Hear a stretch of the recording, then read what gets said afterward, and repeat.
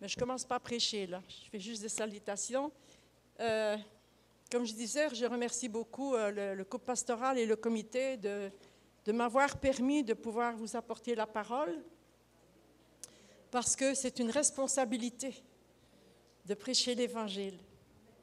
Et je tiens aussi à vous remercier chacun de nous avoir soutenus, surtout mon mari, dans la prière. Il commence à bien aller, il se rétablit tranquillement, il vous remet ses salutations. Et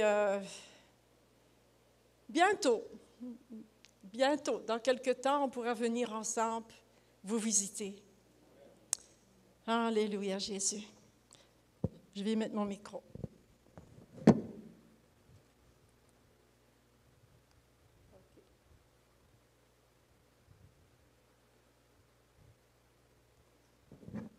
Alléluia, Jésus.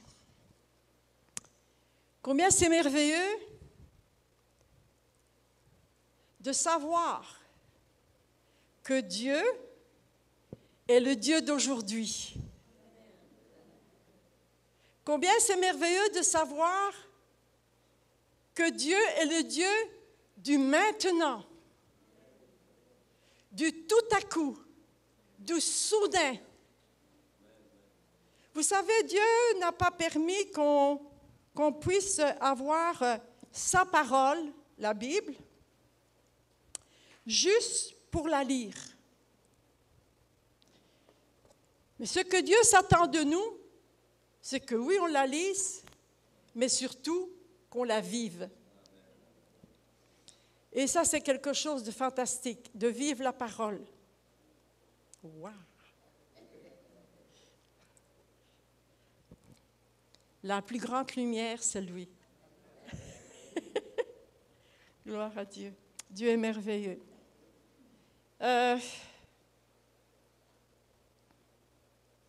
Pendant plus qu'un an, nous avons dû rester, pour la plupart, à la maison, regarder sur Internet et d'autres choses. Je ne me connais pas là-dedans, donc je me contente de l'Internet. Puis, d'être chez nous pour regarder le culte. Alors, c'était bien. On se levait un peu plus tard. On se préparait un déjeuner. Puis là, on prenait notre café pour être à l'écoute de la parole. Mais Dieu nous demande maintenant de sortir de notre pyjama.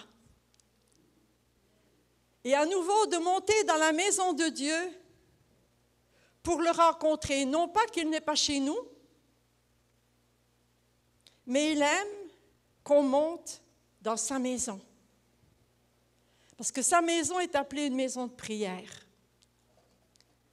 Et le temps est venu maintenant que les chrétiens sortent de leur pyjama, laissent leur tasse de café, puis qu'ils montent à la rencontre de Dieu. Dieu est ici. Il est bien présent par son esprit. Et il s'attend à ce que ses enfants viennent vers lui. Que ses enfants ne prennent pas l'habitude, le pli, de lui demander de venir vers eux, dans leur demeure, au travers de l'Internet. Dieu veut à nouveau rassembler son peuple, le visiter.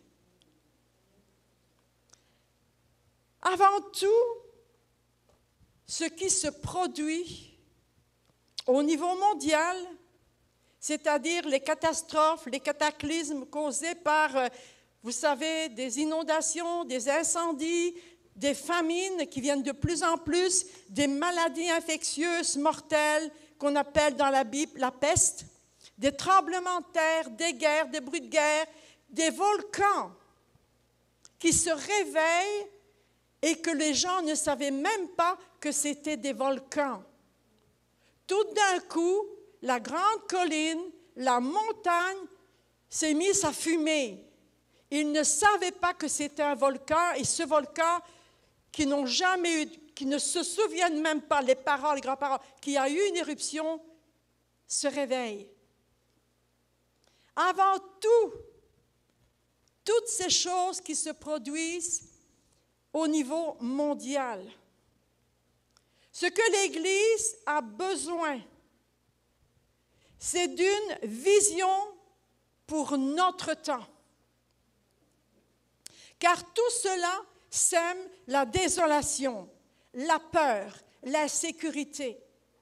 Et nous, enfants de Dieu, nous sommes là pour rassurer les personnes qui nous en parlent et qu'on ressent qu'il y a une crainte, que la peur s'en vient. On est là pour les rassurer, pour leur dire, il y a une solution. La solution, elle est là. Puis cette solution, nous la connaissons. Parce qu'il vit en nous. Il marche avec nous. Il combat avec nous et pour nous. Et à un moment donné, Jésus nous a avertis que toutes ces catastrophes allaient se produire avant l'enlèvement de son Église. Nous ne sommes pas, nous, enfants de Dieu, ignorants de ces choses-là. Je peux vous dire que nous avons nos 2 pieds dedans. C'est le commencement. Le commencement. Quand nous témoignons, on le partage. Je pense que quand vous témoignez, vous dites aux personnes, bien, tu sais, tout ce qui se passe, tout ci, tout là, tu sais. Et on voit que dans l'évangile de Luc, excuse-moi frère, je n'ai pas donné cette référence-là, mais vous la connaissez. Luc 21, verset 28, Jésus dit, « Quand ces choses commenceront à arriver, redressez-vous et levez vos têtes, parce que votre délivrance est proche. » Commenceront. Nous avons nos 2 pieds dans le commencement de toutes ces choses. De toutes ces choses. C'est-à-dire se redresser et lever nos têtes. Se redresser, c'est-à-dire se corriger, se restaurer, se relever. Autrement dit, mettons nos vies en ordre, même et surtout si nous nous disons enfants de Dieu. Mettons nos vies en ordre. Soyons prêts. Soyons prêts. Jésus nous a dit dans Luc 21, parce que votre délivrance est proche. Avez-vous hâte de délivrer? Moi en première. Oui, je ne veux pas rester là. Let's go. Soyons prêts. Levez vos têtes. Ça veut dire que nos yeux soient fixés sur Jésus. Pas sur tout ce qui se passe autour. On ne devrait pas se laisser distraire par tout ce qu'il y a là. On doit en prendre connaissance parce que Jésus nous l'a dit. Et quand on voit les choses comme elles sont rendues là, quand on voit les choses qui vont augmenter, redressons-nous, mettons nos vies en ordre, levons notre tête et regardez parce que c'est de là qu'il vient. Il vient nous rechercher. Si le peuple de Dieu, si le Père de Dieu perd sa vision, il perd aussi la vision. Il perd de vue, pas seulement la vision, mais il perd de vue la mission que Jésus lui a confiée. D'annoncer l'Évangile.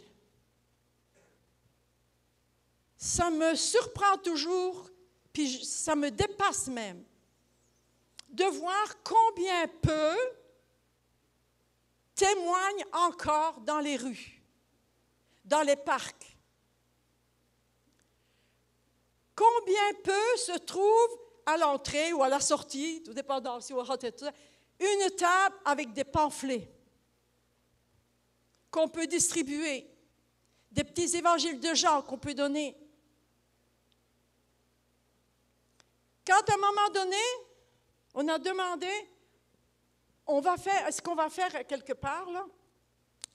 Est-ce qu'on peut faire des réunions d'évangélisation? Oh, écoute, non, on ne fait plus ça, là. On peut faire des conférences, mais réunions d'évangélisation, non, ça ne se fait plus. C'est sorti de la bouche d'un pasteur. Ça ne se fait plus. Des conférences, oui. Est-ce que le peuple de Dieu n'est pas assez nourri? Est-ce que le peuple de Dieu n'est pas en train de faire de l'embonpoint spirituel au point qu'il ne sait même plus ce qu'il doit faire et ce qu'il ne doit pas faire? Je me souviens d'un frère qui est maintenant près du Seigneur, alors qu'on était parti pour ouvrir une église. Il m'a dit, écoute, moi, là, des prédications, là, j'en ai tellement entendu. Je ne les compte même plus. Depuis que je suis chrétien, je vais à toutes les réunions. Puis quand il m'a dit ça, je le connaissais plus ou moins, de loin, mais plus ou moins. Puis j'étais là, puis je le regardais, j'écoutais. J'ai dit oui. Il dit, mais des messages, je ne sais plus en quoi. Je sais plus tous les messages que j'ai entendus. Alors je l'ai regardé, j'ai dit, mes frères, c'est merveilleux. Il dit, oui, hein. J'ai dit, mais quand est-ce que vous allez les mettre en pratique? C'est important de ne pas perdre de vue la mission que Dieu nous a confiée, celle d'annoncer l'Évangile. Et cela est en partie parce que les chrétiens, je parle au niveau général. Je ne suis pas ici pour venir avec tout le monde à mort à terre. Non, je suis venue pour vous apporter la vie, une parole de vie. OK? Prenez-la là. Mais le chrétien, c'est parce qu'il s'est installé dans un certain confort spirituel. Dieu ne nous interdit pas de relaxer dans notre fauteuil à la maison.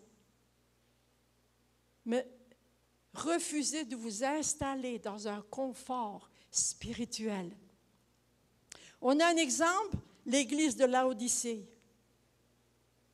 C'est quelque chose quand vous lisez et que vous lisez à haute voix et vous allez entendre ce qu'elle dit.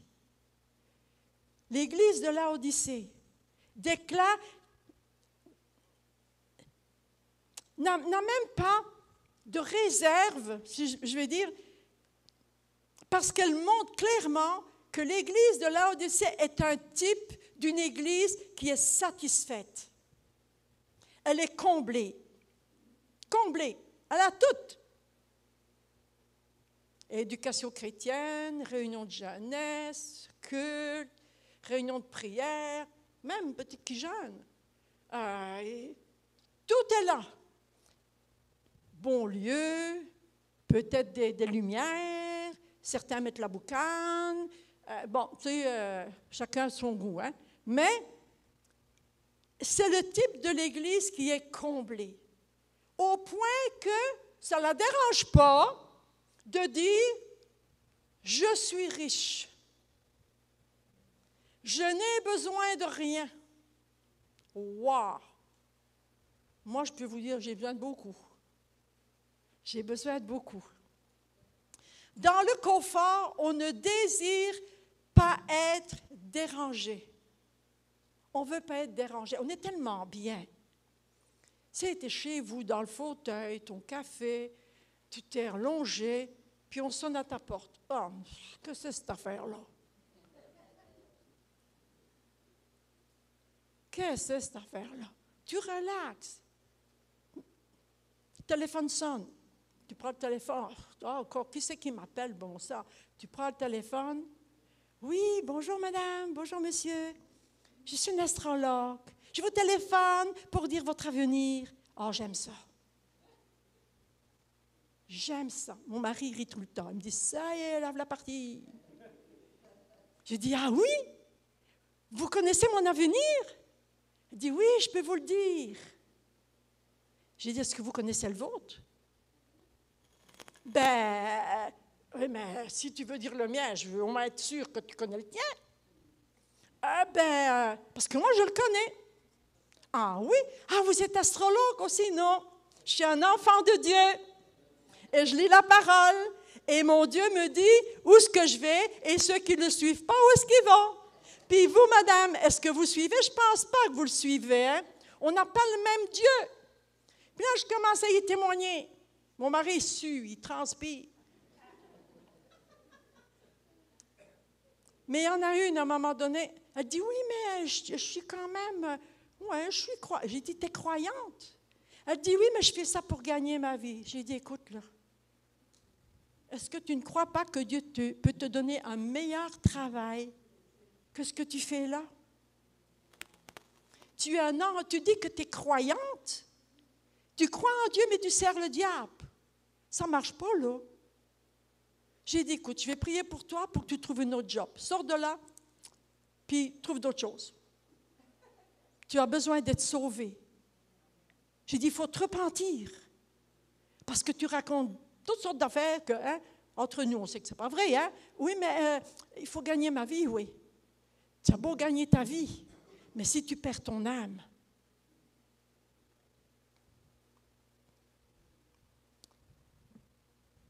il faut faire attention. Dans le confort, on ne désire pas être dérangé. Mais le Seigneur dit en toute occasion, favorable ou non, let's go, tu vas, tu témoignes. Alors, c'est triste, parce qu'un tel chrétien n'ira jamais plus loin que là où il est rendu. Il n'aura plus de croissance. Nous devons réagir de façon digne d'un enfant de Dieu. Un enfant de Dieu.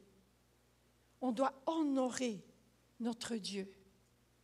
On doit honorer celui qui a payé de sa vie pour nous sauver. Nous sommes des enfants privilégiés. Privilégiés. Réagissons d'une manière digne.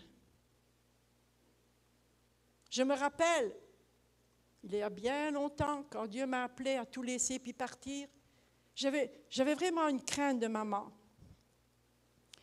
J'ai dit, Seigneur, j'étais dans ma cuisine toute seule, ma Bible sur la table, puis je disais, mais Seigneur, maman, tu la connais. Tu connais maman, Seigneur. Puis, j'ai ouvert ma Bible, machinalement. Et mes yeux sont tombés sur le verset qui dit, « Si tu ne quittes ton père, ta mère, tes frères, tes sœurs, tu n'es pas digne de mon royaume. » Ce mot-là, digne, est sorti et rentré en moi. Puis j'ai dit, Seigneur, après tout ce que tu as fait pour moi, quand mon mari est rentré, j'ai dit, prends ta douche, on va chez maman. Il dit, OK, pourquoi? On va lui dire qu'on part. On suit Dieu. On vend tout, on laisse tout, puis on s'en va. On s'en va. Réagissons d'une manière digne d'un enfant de Dieu. On va lire ces versets dans Actes. Si vous avez vos Bibles, prenez-le.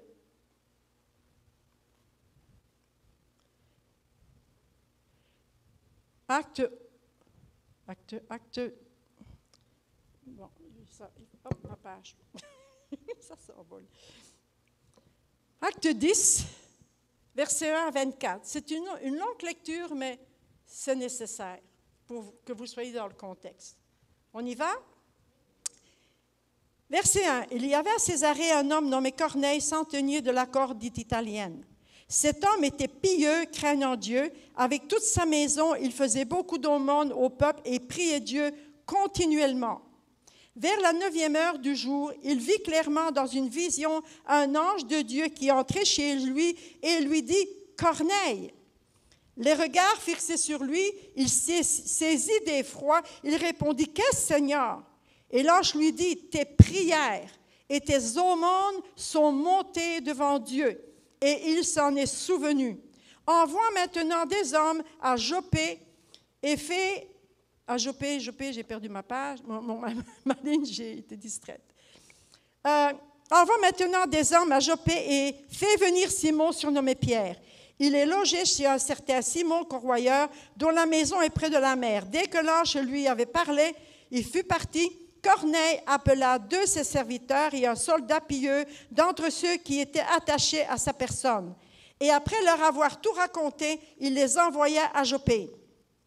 Le lendemain, comme ils étaient en route et qu'ils approchaient de la ville, Pierre monta sur le toit vers la 6e heure pour prier. Il eut faim et voulut manger. Pendant qu'on lui préparait à manger, il tomba en extase.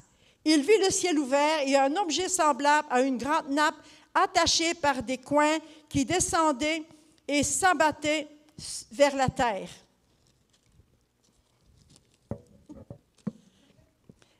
Et où se trouvaient tous les quadrupèdes, les reptiles de la terre et les oiseaux du ciel.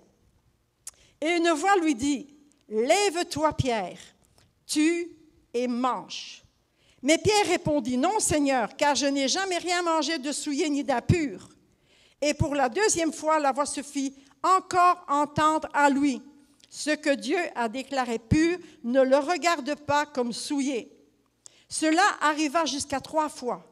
Et aussitôt après, l'objet fut retiré dans le ciel. Tandis que Pierre ne savait que penser dans lui-même de la vision qu'il avait eue, voici les hommes envoyés par Corneille, s'étant mis en quête de la maison de Simon, se présentèrent à la porte et demandèrent à haute voix si c'était là que logeait Simon, surnommé Pierre. Et comme Pierre réfléchissait à la vision, l'Esprit lui dit, « Voici 3 hommes te demandent. Lève-toi, descends et pars avec eux sans hésiter, car c'est moi qui les ai envoyés. » Pierre donc descendit et il dit à ces hommes, « Voici, je suis celui que vous cherchez.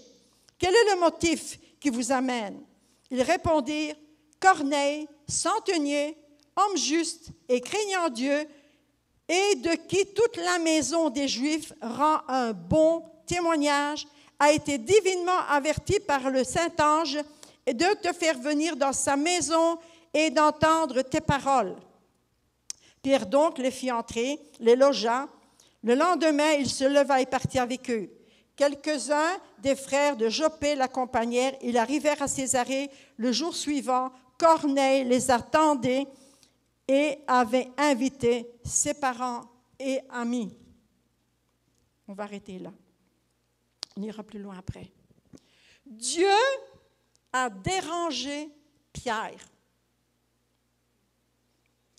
Jusque-là, l'Évangile n'avait été prêché qu'aux Juifs. L'Évangile s'est arrêté aux Juifs.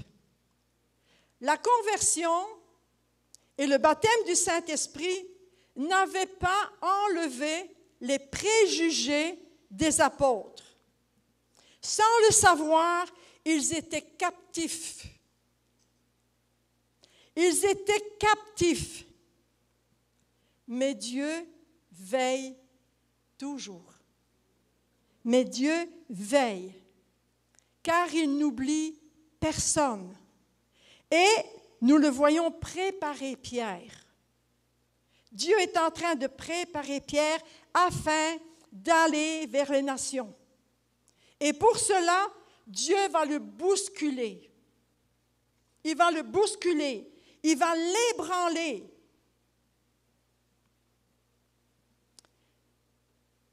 Vers midi, on a lu, Pierre va sur le toit pour prier.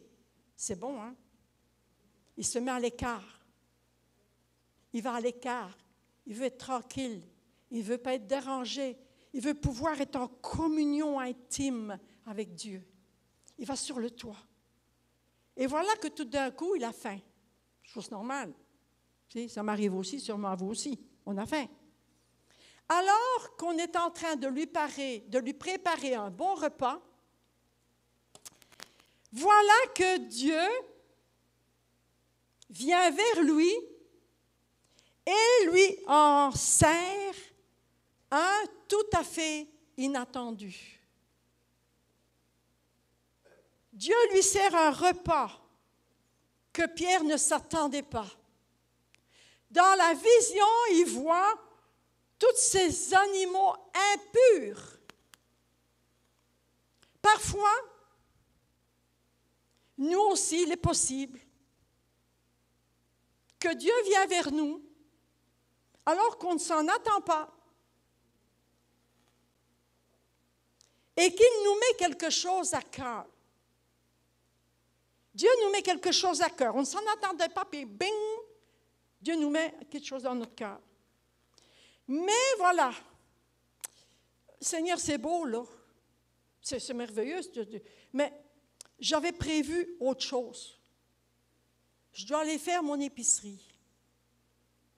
Je dois conduire ma voiture au car-wash. Je n'ai pas le temps. J'ai d'autres choses à faire.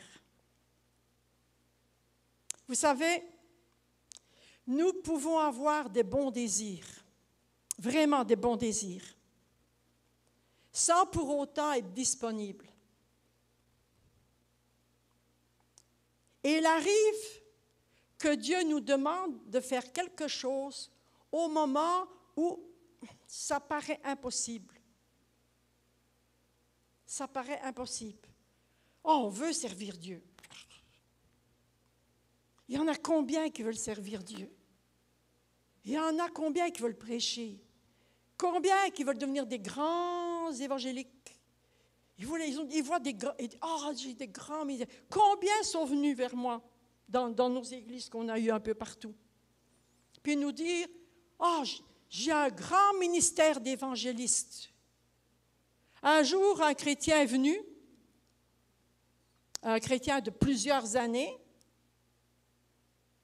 On avait été prêché dans une église, puis on le connaissait plus ou moins. Là. Il vient vers moi et me dit, « Hey, ce que tu fais là, je le ferais bien. » Je pensais que j'avais arraché mon fil avec mes gestes. Il dit, « Je ferais bien ce que tu fais là. » J'ai dit, « Qu'est-ce que je fais? » Je voulais le faire parler. Il dit, « Ah, tu vas partout. Tu vas dans le monde, tu prêches l'Évangile. Au Québec, tu prêches l'Évangile. Je pourrais faire ça, moi. » Je lui ai dit, « Ben alors, qu'est-ce qui t'en empêche? C'est pas moi. » Vas-y, fais-le. Je ne l'ai plus jamais vu. Je ne sais pas où il est passé. Tu sais, on a parfois des désirs. On veut parfois mettre des chaussures plus grandes que notre pointure. Quand Dieu nous interpelle, nous pouvons et nous devons agir sans trouver d'excuses. Sans trouver d'excuses pour nous esquiver. Oui, mais, est-ce qu'il y en a? Oui, mais, là, c'est plus, je vais faire ci, je vais faire là, je vais aller ici, tu vas voir ce que je vais, je suis capable, moi. Oui, mais, on s'esquive.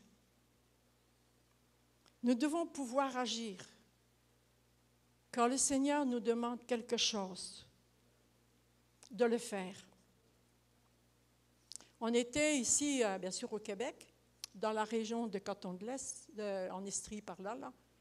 Puis on allait prêcher à Sherbrooke. Et on devait passer, maintenant, je ne sais pas si les routes ont changé, là, s'il y a des autoroutes ou pas, là, mais à ce moment-là, c'était des petites routes de campagne, de ferme, puis tu sais, c'était beau, hein, les arbres, la verdure, les champs, c'était magnifique, on découvrait ça, c'était merveilleux. Puis, on allait pour prêcher un dimanche matin à Sherbrooke. Et en Europe, nous, c'est le jour, mais en Europe, ils dorment encore. Puis il y avait une sœur de l'église où mes parents allaient, et 82 ans. Tu sais, Violette, à 82 ans, qu'est-ce que tu veux que je fasse encore pour le Seigneur? Qu'est-ce que tu veux que je fasse? J'ai du mal de marcher, Certains pourraient dire, ben, j'ai des rhumatismes, je suis vieille. Si on ne vient pas me chercher, je ne peux même pas aller à l'église. C'est 82 ans. Et cette sœur de 82 ans, un pilier, Dieu la réveille. En se réveillant, elle entend Dieu lui dire, prie pour Violette, c'est important. Aussi vite, elle est descendue de son lit, elle s'est mise à genoux, puis elle a prié jusqu'au moment où elle s'est sentie, ah, là c'est correct, il me semble, j'ai plus le fardeau, tout ça. Le lendemain, elle est vite allée voir mes parents. Puis, elle dit, comment ça va avec Violette? As-tu eu des nouvelles? Maman dit non, j'en ai souvent, mais là, non, c'est dimanche, ils font le culte, tout ça, là. Elle dit pourquoi? Je ne sais pas, appelle-le un peu. Elle dit, mais pourquoi? Ah, je ne te dis rien, appelle-le. Il me semble que, je ne sais pas, j'ai envie d'avoir des nouvelles. Elle ne voulait rien dire à maman de ce qu'elle avait vécu la nuit. Maman me téléphone, je dis, bonjour maman, ça va? Elle dit, oui. Elle me dit, écoute, Joséphine, elle est là. Elle demande après toi, elle veut de tes nouvelles, elle veut te parler. Je dis, ah oui? Bien, ça me fait plaisir. Puis j'ai dit, bonjour, tata. Elle me dit, qu'est-ce qui s'est passé qu'est-ce qui s'est passé chez toi? Qu'est-ce qui s'est passé avec toi? Mais je ne voulais pas le dire.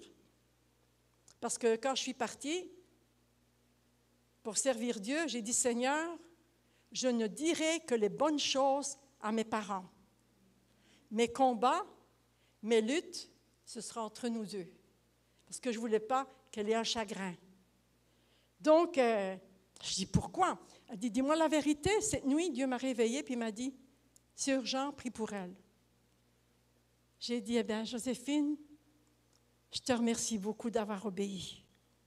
Elle dit, qu'est-ce qui s'est passé? J'ai dit, Dieu nous a sauvés d'un face-à-face. Avec une moissonneuse qu'on appelle. Il faut être à l'écoute. Quand Dieu nous demande quelque chose, obéissons. Obéissons. Oui, ça peut nous paraître bizarre. Des fois, Dieu nous demande quelque chose, puis tous ceux qui sont autour disent non, non, non, fais pas ça, va pas là, ça se peut pas. Tiens. Puis un jour, Dieu nous avait mis à cœur, on était dans le bas du fleuve, d'aller dans un village, dans les montagnes, tout ça. Dieu nous avait dit, tu vas prêcher l'Évangile là-bas. On ne connaît pas bien, mais on y va. Alors on a dit à l'église, écoutez, si vous voulez venir avec nous, on voudrait avoir les musiciens et tout ça, là, on va aller louer une classe, parce que c'est un tout petit village. Puis on va prêcher l'Évangile. On va dire, mais vous n'allez pas aller là. Mais vous ne connaissez pas ce village-là. Je dis non. Mais Dieu m'a demandé d'y aller, j'y vais. Ils ont tout fait pour nous en empêcher. Mais on est partis. On a fait une réunion, il y avait du monde, mais une seule personne a accepté le Seigneur. Il était tellement convaincu, ce jeune de 16 ans, convaincu d'une manière extraordinaire. On a vu immédiatement une transformation. Alors, on lui a donné le Nouveau Testament, des choses, de la littérature. On lui dit, la semaine prochaine, on vient. Il dit, j'ai hâte, j'ai hâte, j'ai hâte. On repart. La semaine d'après vient. On retourne. On arrive là. Les gens nous regardent. Vous êtes revenus? On dit oui. Vous ne savez pas ce qui s'est passé? Non. Est-ce qu'on peut avoir peut-tu encore avoir la classe? Oui, mais vous ne savez pas ce qu'il y a eu? On dit non.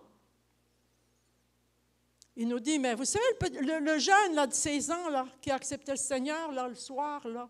On dit, mais oui, on est venu pour l'encourager, puis continuer pour que d'autres viennent. Oh non, non, non. Non. Mais ce jeune-là, avec son vélo, il faisait toutes les maisons du village pour leur dire, Dieu m'a sauvé, il m'a transformé, je ne suis plus le même, je ne me reconnais plus. Mais à un moment donné, avec son vélo, Il est arrivé dans un tournant, son vélo a dérapé, il a été projeté et sa tête est allée carrément sur une roche. Il a été tué net. Il est mort instantanément. Mais il est sauvé. Il est sauvé. Vous ne savez pas à qui vous pouvez témoigner dans la rue, à l'épicerie.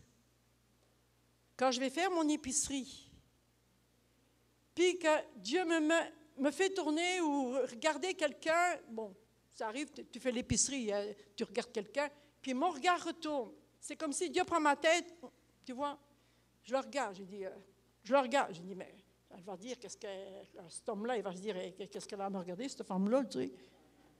Alors, je sais. Puis je vais vite, je passe vite, puis j'attends que lui passe aussi, ou elle, puis je l'attends dehors, le magasin. Je dis, monsieur, madame, puis je témoigne. Tu ne sais pas, cette personne-là, ce qui se passe dans sa vie et ce qu'elle va vivre. On ne le sait pas. Dieu a dérangé Pierre. La conversion, le baptême du Saint-Esprit n'avait pas ôté leurs préjugés. Ils étaient toujours captifs sans s'en rendre compte. Ils ne s'en rendaient pas compte. Ils étaient toujours sous la loi. Ils étaient sous la loi. Mais Dieu n'oublie personne. Dieu n'oublie personne. Et on le voit vraiment, que Dieu lui sert un repas qu'il ne s'attendait pas. Il ne s'attendait pas. Ça peut nous sembler bizarre des fois ce que Dieu nous demande, ou que ce n'est pas le temps. Mais parce que Dieu me le demande, me met ça à cœur. Si c'est fort en nous, faisons-le. Mais s'il vous plaît, avec sagesse. Avec sagesse. Avec amour. En étant à l'écoute de Dieu. N'oublions pas d'où est-ce que Jésus est venu nous chercher. Dans quelle sorte de boue j'étais. Mais son sang précieux m'a lavé. Il m'a purifié.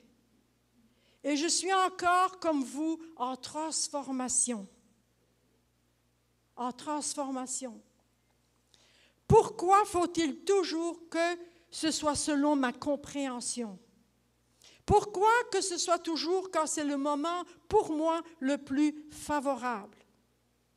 Pierre allait être remué face à la dimension que Dieu voulait qu'il entre. Vous ne savez pas l'impact que votre témoignage peut avoir. Nous avons témoigné, personnellement, j'ai témoigné à des personnes, hommes et femmes, qui sont venus au Seigneur et qui aujourd'hui sont dans le ministère. Ils sont pasteurs, ils sont évangélistes. On ne connaît pas l'impact. Tous ne sont pas comme ça, mais ils peuvent devenir des piliers dans l'Église. Ils peuvent avoir des ministères dans l'Église. Ne regardons pas les personnes, mais regardons aux besoins de son âme. Cette personne, comme nous, a besoin d'être sauvée. Nous avons été sauvés. Nous avons cet immense privilège. C'est un privilège d'être un enfant de Dieu. Jésus a payé pour nous. Mais ce privilège, le Seigneur veut qu'on le partage avec amour et sagesse. Tout dépendant, ce que Dieu peut nous demander. Il y a des choses que ce n'est pas nécessaire de prier, de jeûner, mais tout dépendant de ce que Dieu nous demande, nous pouvons prier. Demander à Dieu une direction claire, précise. Même en parler avec le pasteur de votre église. Écoute, pasteur, j'ai quelque chose à craindre. Est-ce que tu crois que c'est le moment? Est-ce que j'ai ton OK? J'ai ton OK pour le faire? Tout dépendant de ce que c'est. On n'a pas besoin de vision, de révélation pour aller témoigner. Tu sais, il y en a qui me disent « Ah, mais j'attends que Dieu me parle. » Ben, tu vas attendre longtemps parce que c'est écrit dans sa parole. Ça fait longtemps qu'il t'a parlé. Ça fait longtemps qu'il t'a parlé. Allez par tout le monde, témoignez, faites des disciples. Pas besoin de vision pour ça. Lève-toi, puis vas-y. Témoigne. Pas besoin de vision. Parce que Dieu nous parle tantôt d'une façon, tantôt d'une autre. Il y a des choses là. Si Dieu te demande d'aider un voisin,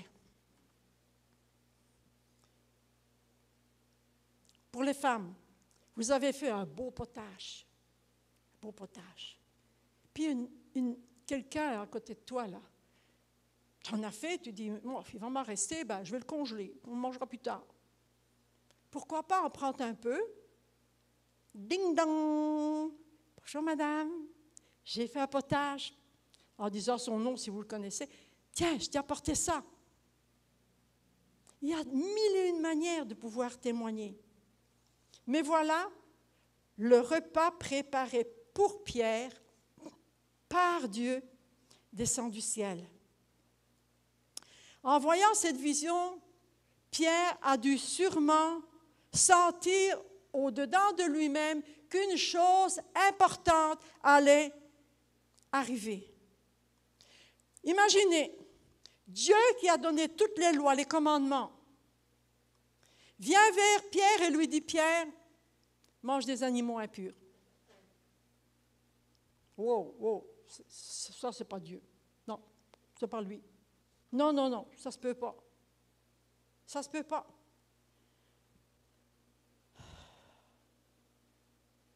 Dieu peut nous demander des choses qui nous semblent, comme je disais tantôt, qui peuvent être bizarres, mais parce qu'on ne connaît pas l'impact, il faut y aller. Parce que Dieu ne nous parle jamais pour ne rien dire. Dieu ne vous parle pas pour dire « Ah, on va au culte, pasteur, j'ai quelque chose à dire. Aujourd'hui, je voudrais témoigner que cette semaine, Dieu m'a parlé. » Quand Dieu nous parle, c'est pour agir, c'est pour quelque chose, ce n'est pas pour rien dire. Église du Seigneur, que ressentez-vous dans votre esprit? Ne sommes-nous pas à un tournant de l'histoire du monde? Qu'est-ce que l'Esprit de Dieu vous fait ressentir, à entendre, à voir tout ce qui se passe dans le monde? Peut-être même dans le bloc appartement où vous habitez. Pas besoin, comme j'ai dit, d'avoir des visions, des sons, j'entends la voix de Dieu, tu sais. Dieu nous a avertis au moyen de sa parole que tout ce qui se passe maintenant, mondialement, devait arriver. Dans Matthieu 24, il est dit, Jésus dit, « Quand vous verrez toutes ces choses, sachez que le Fils de l'homme est proche. » Puis le verset continue, il est proche, mais il dit, il est à la porte. Est-ce que son doigt est presque sur la sonnette? Il est proche, il est à la porte. C'est pourquoi nous devons être prêts, nous aussi, à partager l'amour de Dieu, le salut par grâce qu'il accorde, et non pas faire peur aux gens. Le monde a suffisamment peur, c'est encore qu'on vienne lui dire « Hey, si tu n'acceptes pas le Seigneur, tu vas en enfer direct. Tu vas périr par le feu. Il va y avoir une famine, tu vas mourir de faim. » Il y a un tremblement de terre. Ah, ici, on a des petits, mais attends une minute quand il va en avoir un. Dieu est amour. Et il faut témoigner avec l'amour de Dieu. Qu'importe la réaction de la personne qu'il va avoir, sa réaction va être peut-être parce qu'il y a tellement une souffrance dans son cœur qu'elle n'est pas, non, une autre fois. Mais ce qui est important, c'est ce que toi tu fais. Dieu ne pourra pas te le reprocher. Dieu ne pourra pas te dire, un jour, tu t'es trouvé devant telle et telle personne. Par peur de sa réaction, tu n'as pas témoigné. Sachons approcher les gens avec douceur, avec sagesse et amour. Il dit, car Dieu a tant aimé le monde. Dieu est amour. C'en est assez. Ça fait assez longtemps, depuis des générations, qu'on nous a toujours présenté Dieu avec un bat de baseball. Puis si tu veux, parce que je dis, attention, j'arrive. Dieu est amour. Qu'on sache vraiment transmettre l'amour aux gens afin qu'ils viennent. C'est ce qu'ils cherchent, c'est ce qu'ils ont besoin, une issue. Ils ont assez de problèmes. C'est encore qu'on leur remette sur la tête. Revenons un peu à Pierre, qui est vraiment confronté avec ce que lui sait, Pierre, par rapport à la loi, et ce que Dieu lui demande. Quelle situation contradictoire!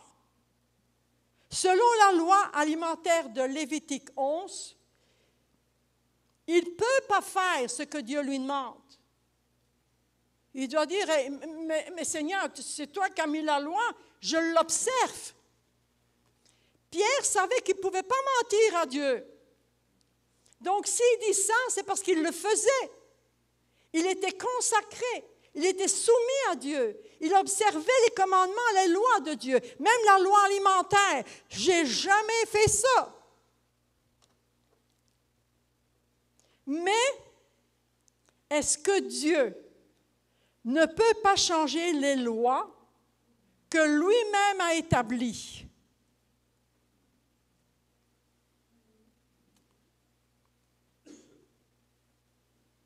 Est-ce que ce n'est pas ce Pierre-là qui a marché sur l'eau sur la parole de Jésus? Ne faites pas comme ces deux jeunes chrétiennes italiennes. Ça s'est passé en Italie. C'est quelque chose de réel, ce que je dis là. Quand je dis quelque chose, c'est que c'est vrai. Je ne suis pas là pour vous dire, il était une fois le petit poussé. Non, ce que je vous dis, c'est vrai. Deux Italiennes, elles allaient à l'église.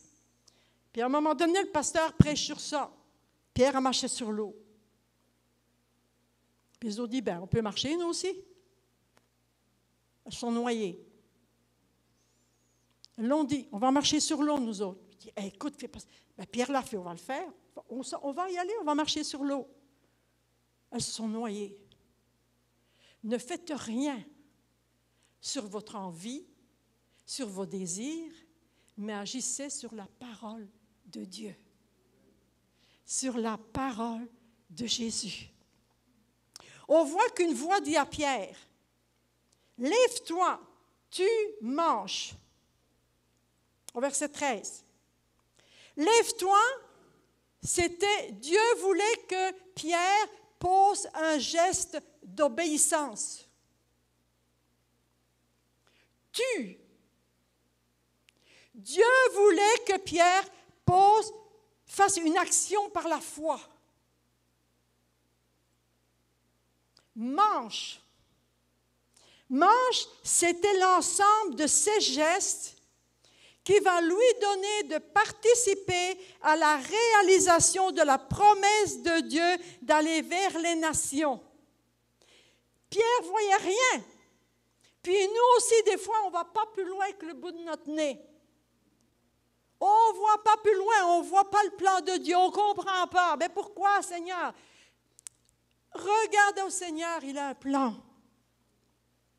Parce que Jésus, oui, les Juifs, Israël, c'est le peuple de Dieu.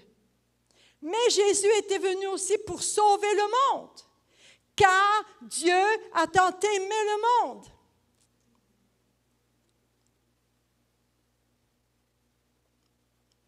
Merci Seigneur. Le Québec est compris dedans. On est dedans. C'est pour ça qu'on est là. C'est pour ça que Dieu veut sauver d'autres. Mais on voit la réaction de Pierre. Non, Seigneur. Non, je ne peux pas. On voit Pierre qui va commencer à argumenter avec le Seigneur. Il argumente. Est-ce que ça vous arrive? Je vous pose beaucoup de questions, hein? Moi, j'aime ça poser des questions quand je prêche. Je veux que les gens réfléchissent. Il ne comprend pas encore le plan de Dieu, mais on voit aussi que Pierre connaissait la voix de Dieu. Il la connaissait, il savait reconnaître la voix de Dieu.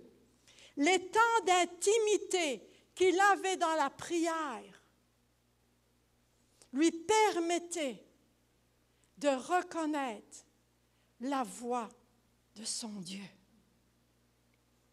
Est-ce qu'en tant qu'enfant de Dieu, 2021, est-ce qu'on a encore, est-ce qu'on a cette même communion avec Dieu au point de reconnaître sa voix? Est-ce qu'on a aussi cette sensibilité de dire « Ah, c'est Dieu qui me parle ». Pouvons-nous faire la différence entre nos pensées, celles de l'ennemi ou la voix de Dieu? Il faut faire attention. Si nous avons cette communion, on va le reconnaître. Faites attention à vos désirs.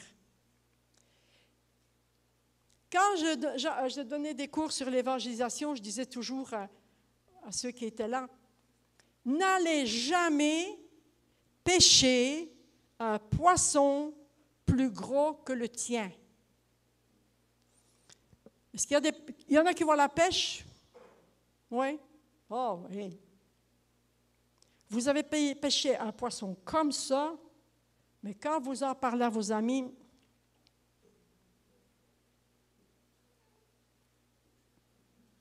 c'est pas un poisson que tu as pêché, c'est une baleine. Faisons attention. Soyons vigilants. Ne dites pas « Oh, moi, il ne m'arrivera rien. Je peux. » Le jeu, il est grand. Hein? Il est grand, le jeu. C'est un géant. Il est plus grand que Goliath. Moi, je vais aller lui parler. Tu vas voir, moi, je vais le convertir. Moi, je vais l'amener au Seigneur. Dieu ne nous demande pas de faire des choses que nous ne sommes pas capables. Parce que c'est dangereux. Il y avait un jeune qui avait accepté le Seigneur. Une vingtaine d'années. Puis à un moment donné, il vient chercher un emploi. Il me dit, « Oh, pasteur Violette, j'ai trouvé un emploi. » J'ai dit, « Ben, c'est bien, qu'est-ce que tu vas faire? » « Je vais aller servir dans un bar. » J'ai dit, « Pardon? » « Oui, je vais aller barman, je vais dans un bar. Mais je vais avoir mes dimanches libres. Je vais venir à l'église. » Je l'ai pris à part, j'ai dit, « Viens dans le bureau. » Je lui ai parlé. J'ai dit, « Tu sais, je te connais. Je te vois grandir. Mais tu n'es pas encore assez fort pour aller dans un endroit. Oui, je suis capable. Je vais arriver. Avec le Seigneur. » J'ai dit, « Crois-tu que c'est ça qu'il te demande? » Ça n'a pas été long. Il ne m'a pas écouté. Il est allé dans un bar, puis il est tombé plus bas qu'il n'était. Qu'est-ce qu'il est devenu aujourd'hui? Je ne sais pas. Pierre était consacré. Il pouvait dire à Dieu, « Je n'ai jamais rien mangé de souillé ni d'impur. » Pierre savait que Dieu le connaissait. N'essayons pas de tromper Dieu. Trompe qui tu veux, même ton pasteur, à la limite. Mais trompe pas Dieu. Dieu te connaît dans les moindres détails. Il ne savait que penser de la vision. Dieu lui a parlé 3 fois. Je vais vous dire que Dieu ne dit jamais les choses à moitié. Il ne nous laisse jamais dans nos incompréhensions. Quand Dieu veut me parler, quand Dieu veut me demander quelque chose, il ne viendra pas vers moi en parlant chinois. Il sait que je ne comprends pas. Il va me parler d'une manière que je peux saisir, que je peux comprendre et que je peux me soumettre à sa volonté pour le faire. Il désire, il aime qu'on reçoive de lui tout son conseil. Ne vous basez pas trop même sur votre connaissance, ce que vous connaissez au niveau de la foi, la marche avec Dieu, et je vais plus loin, même de Dieu.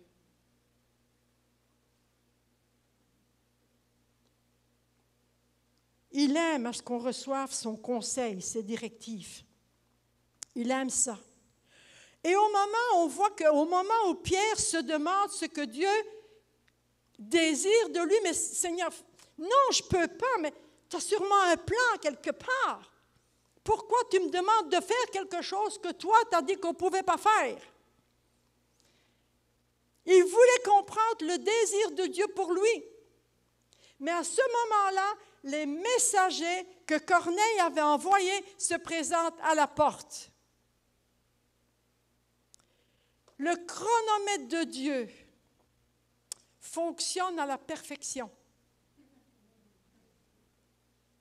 Je peux vous dire qu'il n'est jamais en avance, qu'il n'est jamais en retard, mais qu'il est toujours là au bon moment.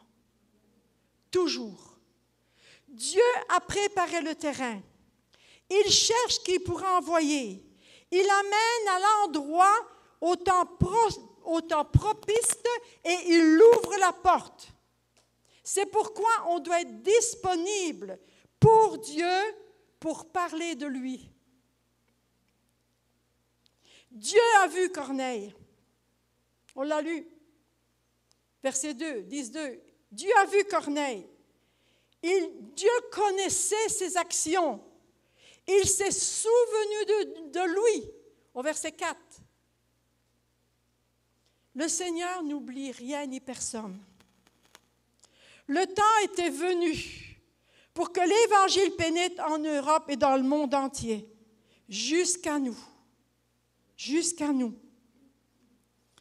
La porte de la grâce s'est ouverte sur le monde. Aujourd'hui encore, la porte de la grâce est grande ouverte. Pour le moment. Pour le moment. En Algérie, la police, l'armée, rentre en pleine réunion,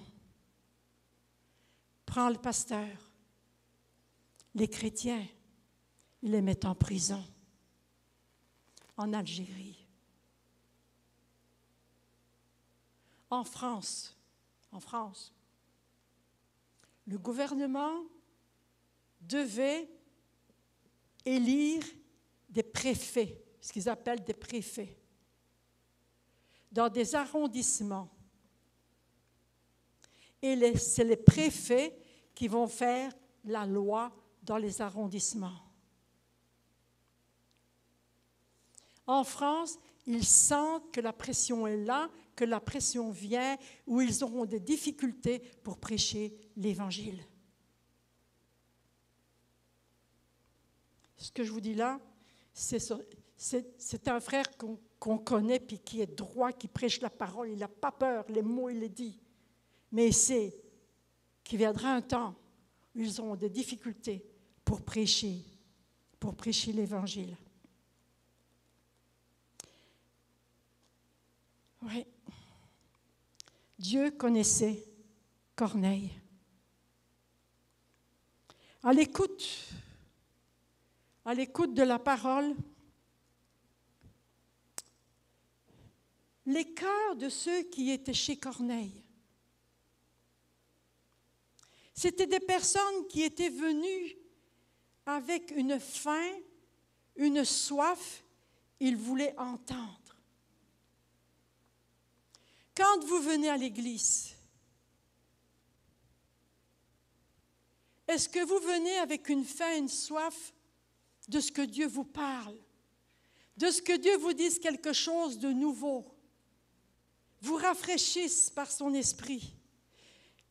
Vous savez,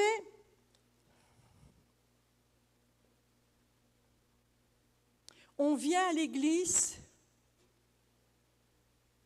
pour être à l'écoute de la parole, pour être forgé, pour que Dieu nous travaille dans notre cœur. On vient pour rencontrer Dieu.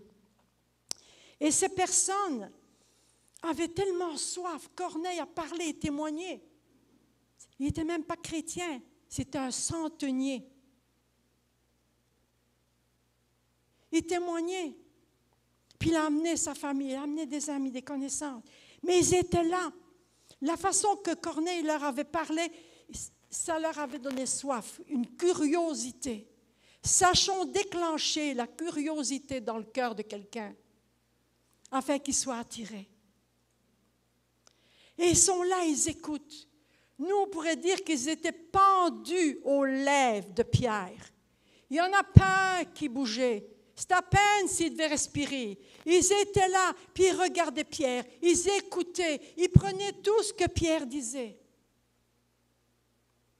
Pierre leur annonce que le salut est pour tous.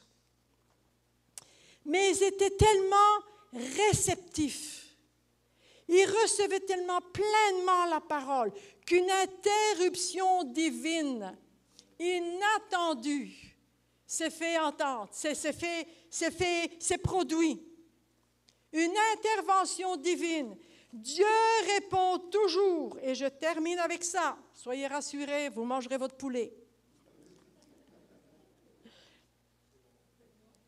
Ils avaient tellement faim et soif.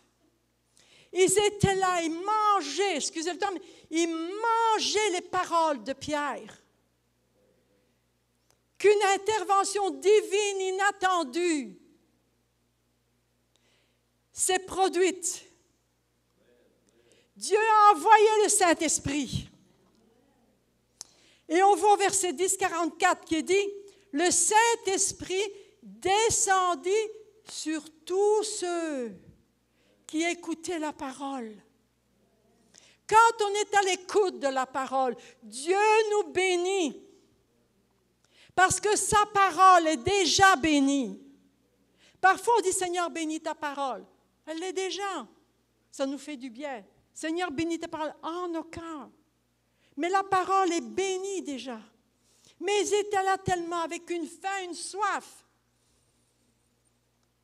Ils prenaient tout. Puis ils prenaient tout au point qu'il n'y avait plus rien. C'est comme si c'était juste l'esprit qui manquait.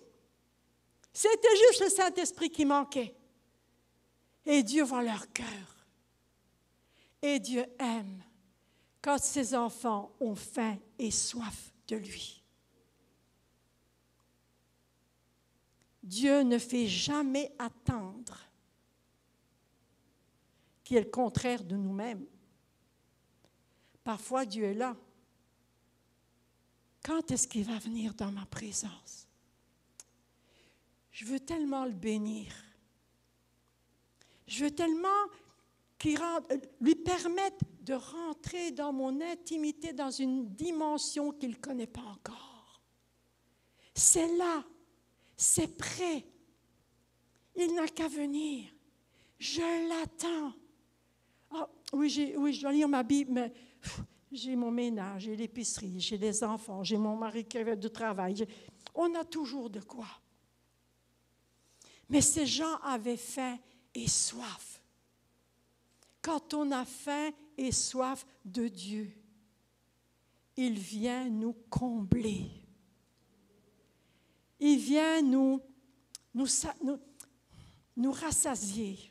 Je cherche des mots, mais parfois les mots ils sont trop petits. Allez dans l'intimité, allez avoir faim et soif de Dieu. Seigneur, je veux te toucher. Puis Dieu de dire, je n'attends que ça. Enfin, tu viens. Je veux te bénir. Je veux te transformer. Je veux te transformer. Tout comme Pierre. Tout comme Pierre, qui avait vu ces animaux impurs. Lève-toi, tue et mange. Quand on vient dans la présence de Dieu, Dieu, par son esprit, nous montre quelles sont, je vais commencer plus gentil, quelle est la chose ou quelles sont les choses qu'on doit mettre à mort dans notre vie afin que le barrage qui empêche la source d'eau vive de venir et de nous inonder. Dieu a voulu que Pierre mette à mort ses préjugés. Qu'est-ce que Dieu aimerait qu'on lui donne, qu'on lui offre, qu'on détruit au nom de Jésus dans notre vie, afin que notre relation avec lui devienne plus intense.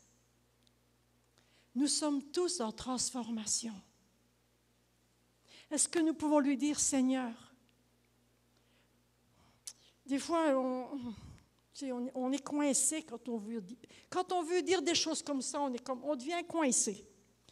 On dit, Seigneur, peux-tu montre-moi, si tu veux, là, montre-moi qu'est-ce que tu voudrais que je change vite. Qu'est-ce que tu voudrais? Hein? Vas-y doucement, Seigneur, pas trop. Dans mon lot cœur, j'ai des choses, mais je te permets de rentrer dans ma cuisine, dans mon salon, mais pas dans mon lot cœur, Seigneur. C'est là que je mets tous mes babelles. Est-ce qu'on peut dire, Seigneur, nous vivons les temps de la fin.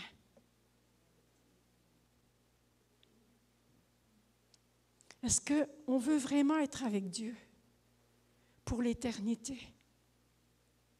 Si on n'est pas capable de monter dans la maison de Dieu pour louer le Seigneur, mettre ce temps à part pour être à l'écoute de sa parole, imaginez-vous avec Dieu toute l'éternité. Ça va être long pour vous autres.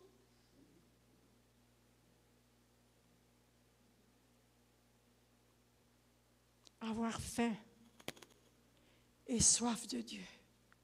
Et oser lui dire, Seigneur, je ne veux pas rater le train. Je ne veux pas rater le train. On disait, le Seigneur va revenir. Mais maintenant, il est à la porte. Tout nous montre qu'il est à la porte. Est-ce qu'on peut avoir cette audace de dire, Seigneur, même si ça me fait mal, Même si ça va être dur de... Mais n'allez pas vers Dieu pour seulement tondre la pelouse. Permettez-lui d'enlever les racines. Parce que si vous enlevez, si vous passez juste la tondeuse, ça va repousser. Le lendemain, vous êtes fait.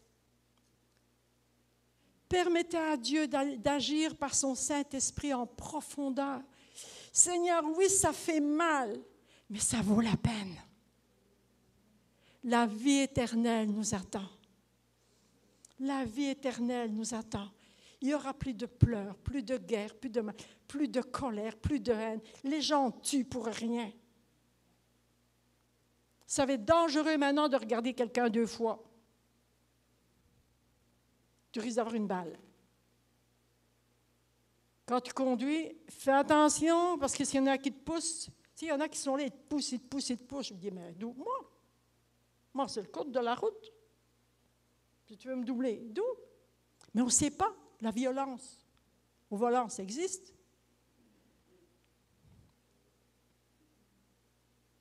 Regardez l'état du monde. Est-ce que ça ne vaut pas la peine d'avoir comme nos yeux levés, de lever nos yeux et de voir toutes les merveilles qui nous attendent? Puis la plus grande chose qui est merveilleuse, c'est quand on va le voir face à face. C'est quand on va voir Jésus qui a donné sa vie, qui a payé le prix à notre place pour qu'on hérite la gloire. Imaginez-vous, lisez dans l'Apocalypse, imaginez-vous comment c'est.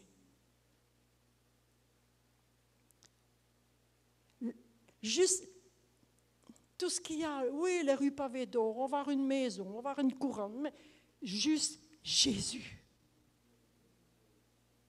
Juste Jésus. Juste Jésus. Lui prend soin de nous. Le Saint-Esprit nous a aussi été donné. Soyons vigilants. Vous devez le constater, comme moi.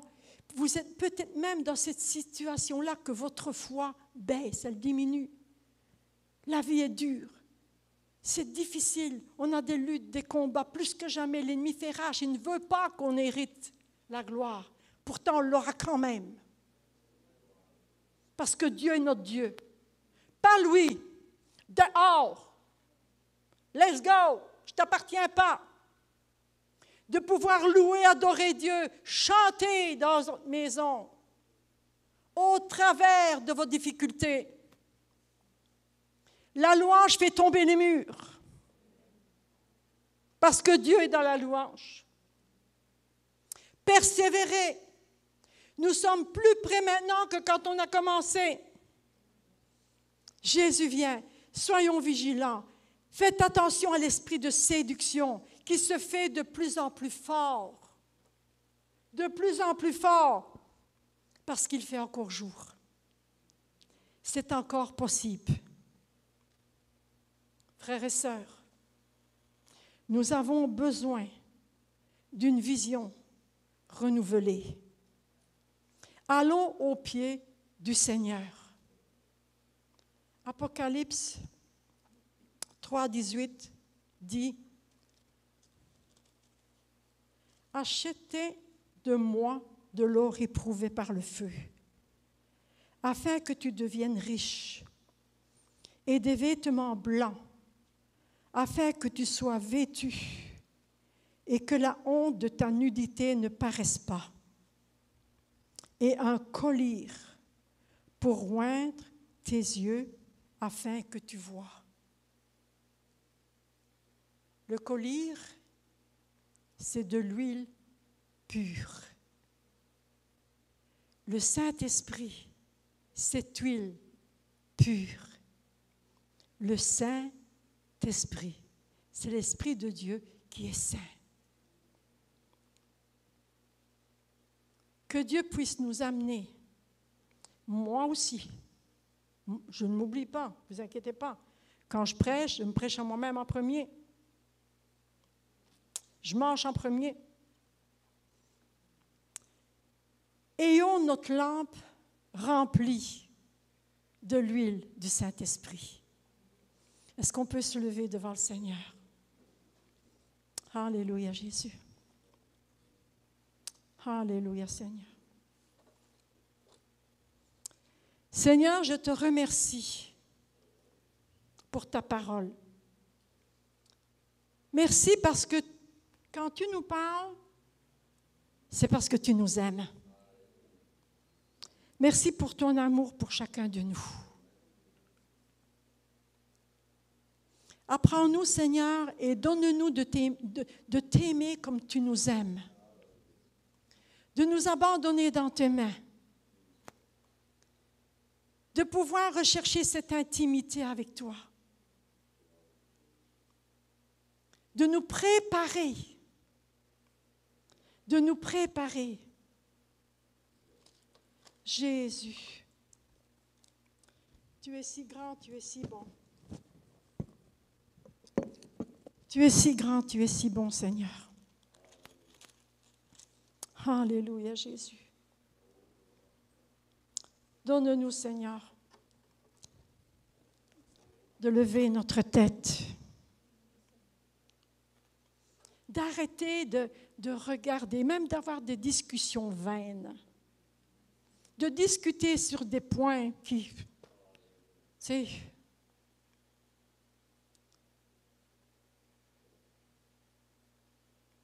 Seigneur, je te prie qu'on puisse avoir une maturité spirituelle plus grande. Qu'on te permette de nous montrer ce que tu veux qu'on dépose à tes pieds. Merci de bénir ton Église. Merci, Seigneur, de leur faire du bien, de les fortifier, de les remplir de ton Esprit Saint. Je te prie, Seigneur, pour le pasteur Gilles et son épouse. Donne-leur, ainsi qu'à ton Église, une vision renouvelée.